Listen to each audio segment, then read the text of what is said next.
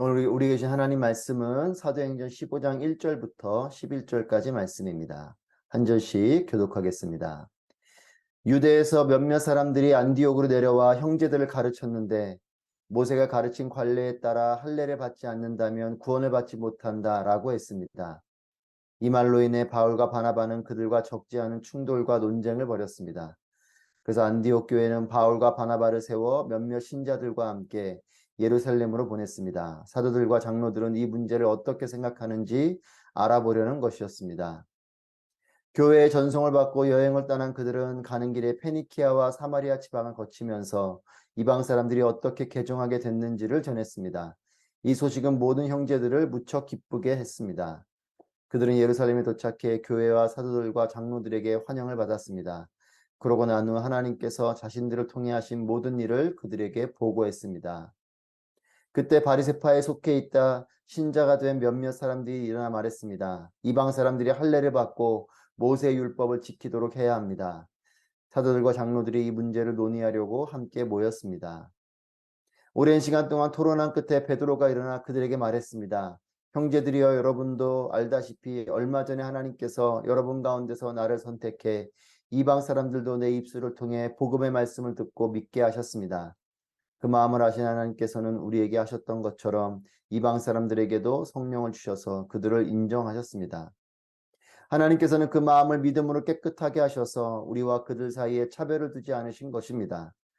그런데 여러분은 어째서 우리 조상이나 우리가 가질 수 없었던 무거운 짐을 이방 신자들에게 지워서 하나님을 시험하려고 하십니까? 함께 있습니다. 우리는 그들과 마찬가지로 주 예수의 은혜로 구원받는다고 믿습니다. 아멘. 오늘도 살아계셔서 우리와 함께 하시는 하나님을 찬양합니다. 하나님의 놀라우신 은혜가 또한 임재가 말씀이 여러분들과 함께 하시기를 축복합니다. 하나님의 복음은 유대인들에게만 머물러 있을 수 없습니다. 예루살렘에만 이 복음이 머물러 있을 수 없죠. 그래서 하나님께서는 바울을 택하시고 이방인의 사도로 그를 부르시고 이 복음이 예루살렘에만 있게 하지 않으시고 온 열방 가운데로 흘러갈 수 있도록 땅 끝까지 이르러 이 복음이 흘러갈 수 있도록 하셨습니다. 바울을 세우시고 또 바나바를 동역자로 세우셔서 이방 땅 가운데 이방인들에게 복음을 전하시는 이 일을 통해서 우리도 복음을 받아들이게 된 거죠. 먼 우리나라까지 그 조선 땅의 선교사들이 그 먼 곳에서 찾아와서 복음을 전하게 된 그것은 바울과 같은 이방인의 사도들을 세우시고 열방 가운데로 복음을 전하게 하셨기 때문인 것입니다. 바울의 이 선교 사역, 복음을 전하는 이 사역은 크게 두 가지의 방해를 받게 됐습니다. 이런 하나님의 뜻에 따라 복음을 전하지만 이 복음을 전하는 이 일은 방해를 받았죠. 첫 번째는 복음을 전하는 일 그 자체를 못하게 하는 외형적인 방해였습니다. 복음 전하는 그 일을 가로막고 말을 하지 못하게 하고 감옥에 가두고 또 매를 때리고 이런 일들을 하는 거죠. 복음 전하는 그 일이 전해지지 못하도록 가로막는 일.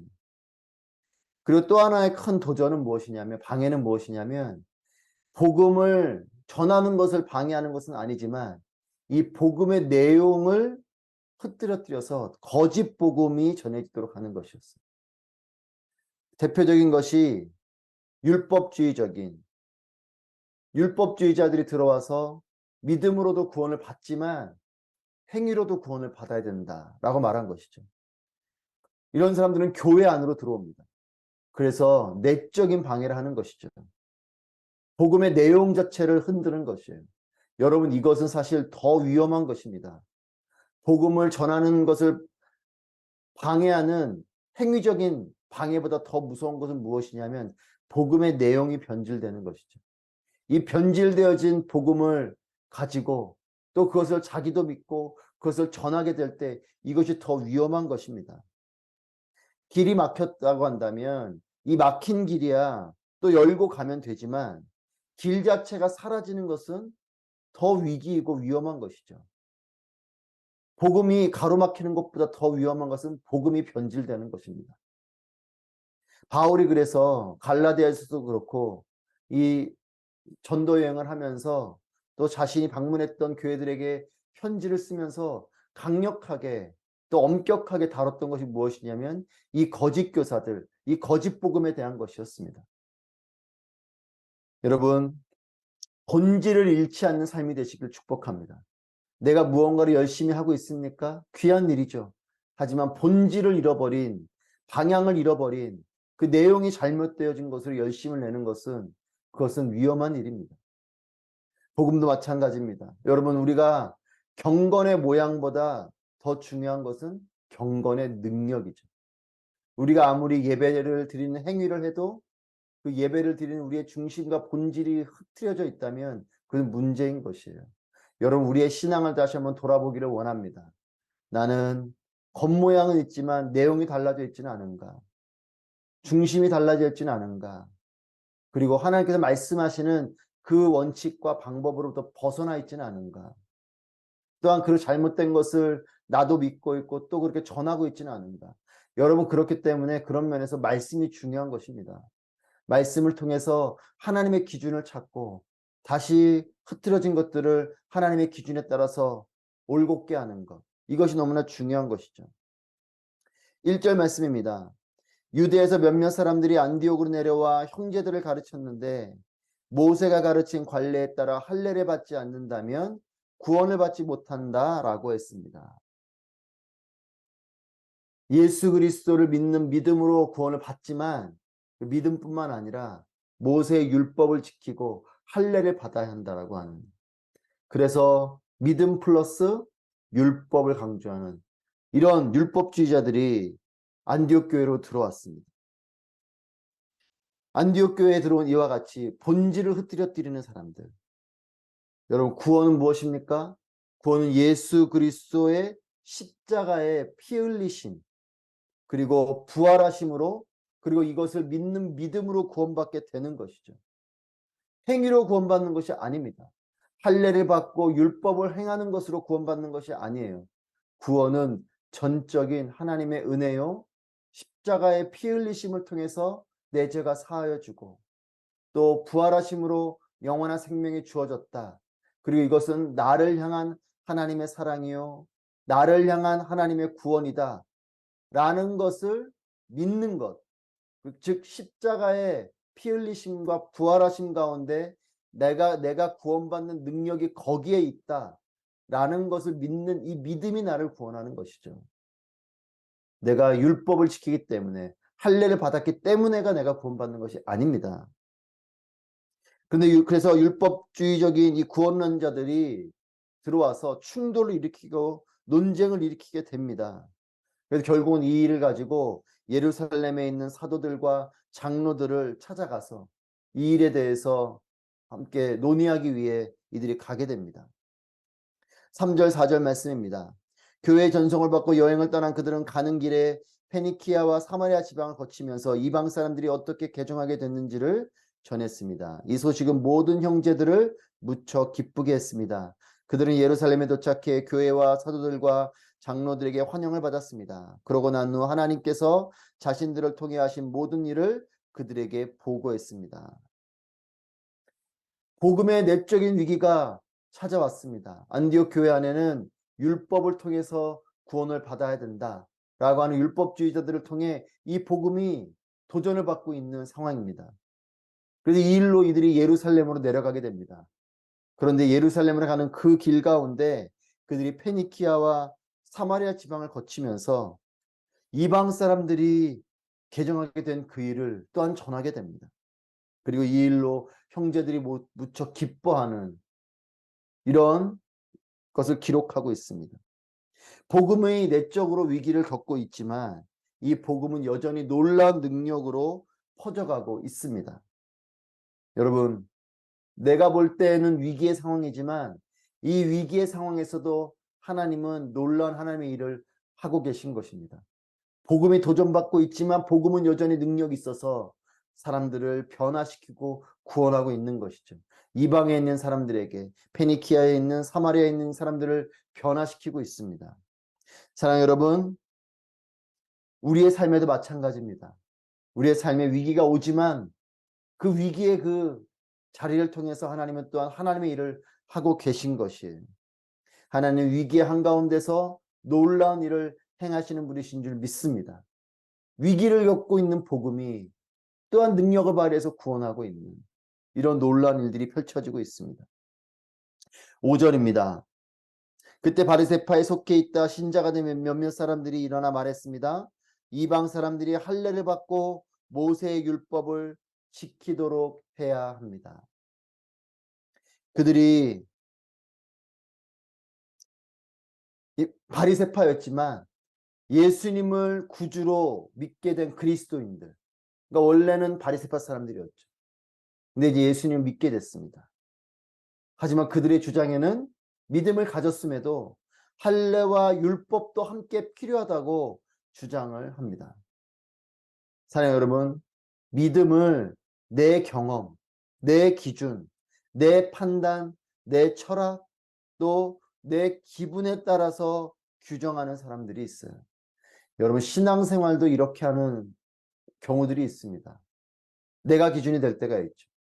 내가 경험한 것, 그것이 옳다라고 여기는, 그리고 내 판단이, 또한 내 철학이, 어떤 경우는 내 기분이, 내 기분에 맞으면 좋은 교회, 내 기분에 맞으면 좋은 사역, 이렇게 생각하는 경우가 있어요.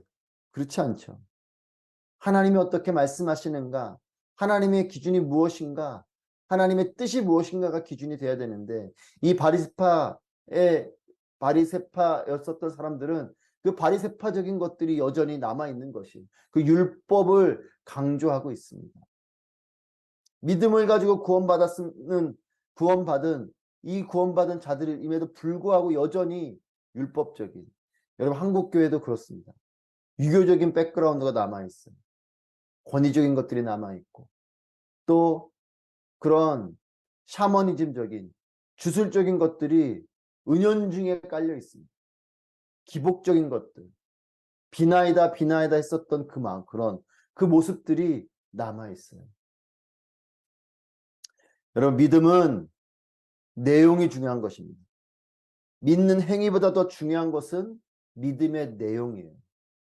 신앙생활을 하는 것보다 더 중요한 건 신앙생활의 내용입니다.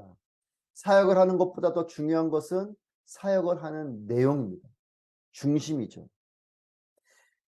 내가 구원받을 것을 믿습니다 라고 한다고 구원받는 것이 아니죠.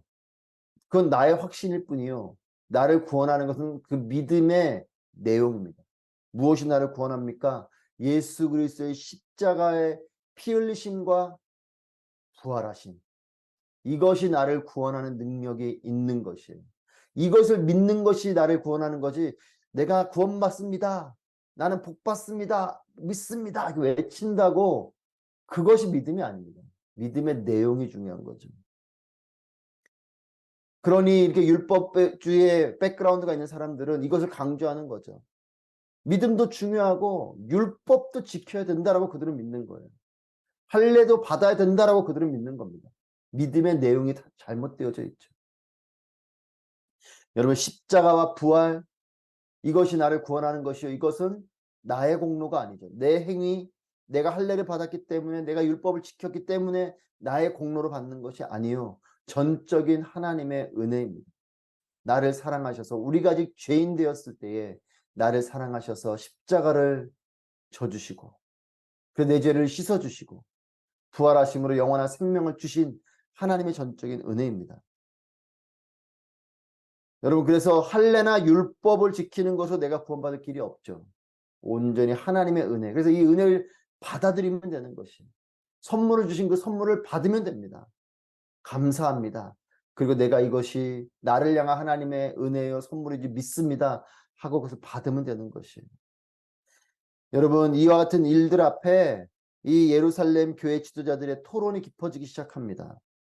그리고 예루살렘 교회 리더인 베드로가 일어나서 말합니다. 7절입니다.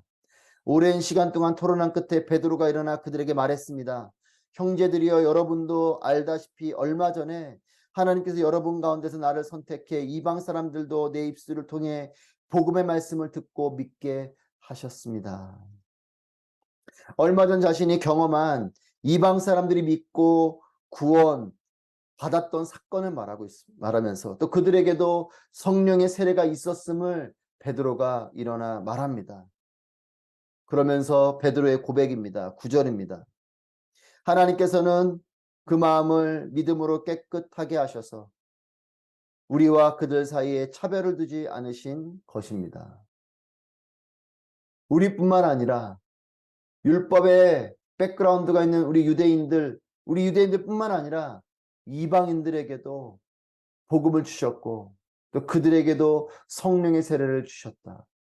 우리나 그들이나 다 동일하게 구원받을 수 있는 사람이요 믿음으로 구원받게 된다라는 것을 베드로가 선포합니다. 우리와 그들 사이에 차별을 두지 않으신 것입니다. 여러분, 문화의 눈으로 사람을 보지 마십시오. 종교의 눈으로, 관습의 눈으로, 선입견으로 사람을 보지 마십시오. 그러면 그 사람을 차별하게 되는 것이에요. 유대인들은 종교적인 부분으로 또한 자신들이 선택받은 백성이라는 이 선민사상, 이 우월감으로 사람을 보기 때문에 이방인의 모든 사람들을 그들은 구원받을 수 없는 사람들, 또 그들은 함께하면 안 되는 사람들로 여겼습니다. 여러분, 예수님은 고아들에게, 과부들에게, 또 세리와 같은 자들에게, 죄인들에게 그들과 함께 먹고 마시고 함께 하셨죠. 왜 그렇습니까? 그들도 구원받아야 될 사람들이요, 그들도 하나님께서 사랑하시는 사람들이기 때문에 그렇습니다.